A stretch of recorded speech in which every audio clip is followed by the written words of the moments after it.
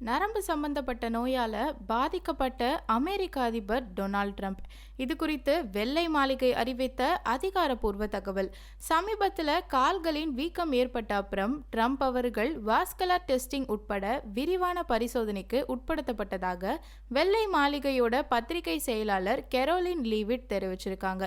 79 வயதான ட்ரம்ப் தன்னோட உடல் நலத்தை பற்றி தொடர்ந்து புகழ்ந்து பேசியிருக்காரு. மேலும் இதுவரை வாழ்ந்த மிகவும் ஆரோக்கியமான ஜனாதிபதி நான் தான்னும் சொல்லியிருக்காரு.